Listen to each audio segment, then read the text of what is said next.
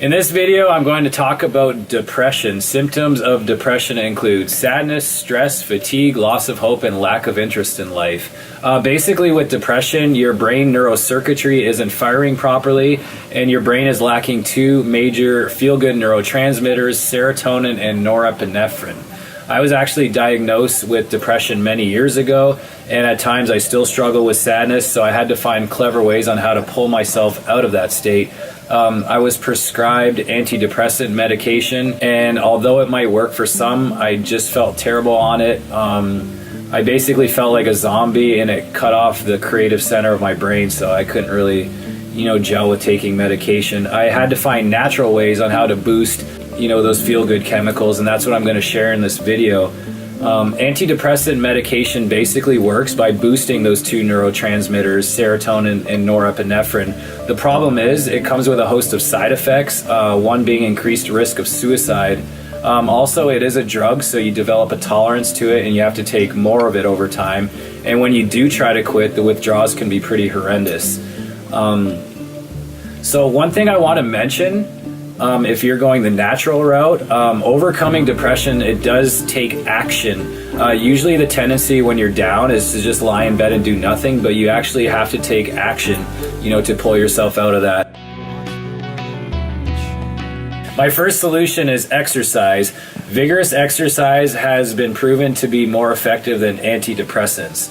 You want to work out at least 3 times a day for at least 10 minutes. Even if it's a brisk walk, if you want to do more, that's even better. What happens when you exercise? The brain releases dopamine and serotonin, so your mood will get enhanced, you'll feel better, your memory will improve, you'll be better at managing stress, and you'll look better. So there's a host of benefits to exercise. The second solution is to eat more raw food. A lot of brain irritability can be attributed to a poor diet. So what you want to do is focus on eating really potent, powerful raw foods, such as eating an organic power salad every day, like broccoli, spinach, kale, whatever you want to throw in there. Focus on having healthy fats, such as avocados, raw nuts. Slow digesting carbs is also really good to have your brain more stable. Oatmeal, quinoa, sweet potatoes. You want to reduce or even eliminate junk food sugar. I know that's really hard, but you try eating more raw fruits. That'll be a good turnaround for your brain. Instead of having so much coffee, which can produce irritability, try switching to green tea. There's L-theanine in there, which is really good for your brain. Supplementation to look into is a multivitamin to make sure you're getting all your vitamins and minerals. B complex, which is good for your brain. Vitamin D3, which can also be obtained through exposure to sunlight. L-tryptophan is a mood enhancer. That's good to take. And also supplementation of omega-3s, which is a mood booster.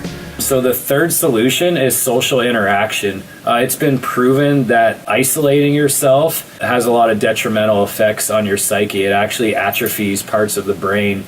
Usually when you're depressed, you just want to not reach out and you feel like the world's against you, but you have to force yourself to be vulnerable and connect with people, because that's where the healing will take place. You want to focus on positive social interactions where you can express your feelings and you have a support group.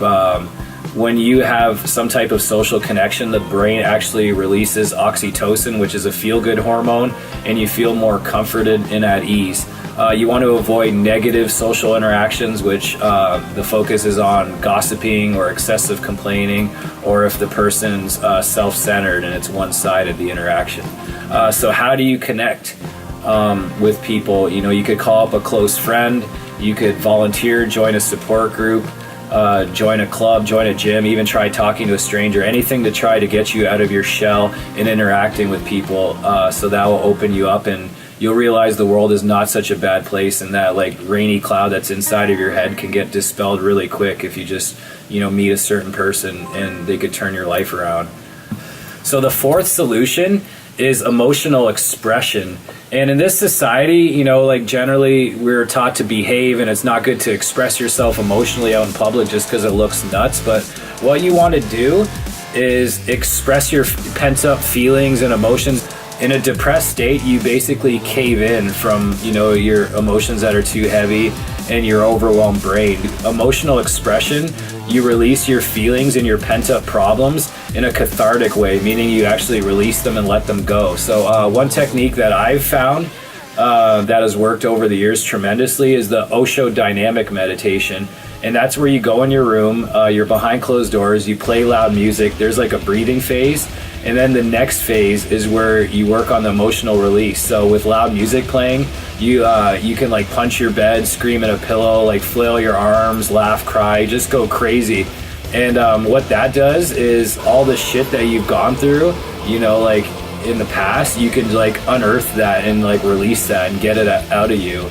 And that's a huge impact for your healing, because you know you can't just suppress your emotions on a day-to-day basis. It's toxic. So the fifth solution is meditation, and that enables you the opportunity to transcend your emotions and your thoughts. So you tap into the spiritual zone where essentially you feel complete and you feel whole and you rise above your problems. It's been shown that through meditation, activity in the amygdala gets reduced. The amygdala is the area of your brain that's responsible for depression and anxiety. A spiritual practice also develops the prefrontal cortex, which is your emotion and thought control center. So if you meditate, you're better at managing stress and managing life in general.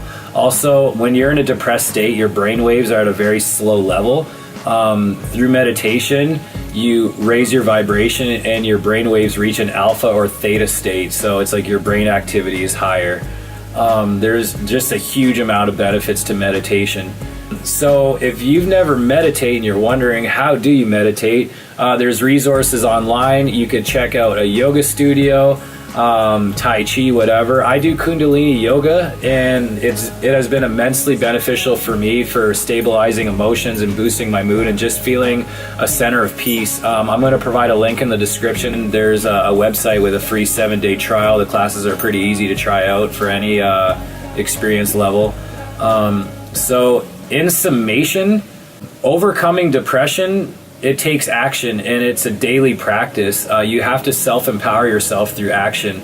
My biggest point is you have to fight it. You have to fight depression. If you fight it, you will win. It's really tough to go through something like that, and your motivation will be really lacking in that state. But if you take these steps, if you do any of the things that I talked about in the video, your mood will elevate, because when you're depressed, you're pretty much in your lowest state. But the more you do, the more you climb out of it and the more you feel better. And eventually, if you keep doing these things daily, you will feel better and you can feel happy. Emotions are transitory, so if you just keep working on it, you know, they'll pass, and one day you'll realize your depression didn't even exist. So thanks for watching the video, and I hope you got something out of it, and see you again.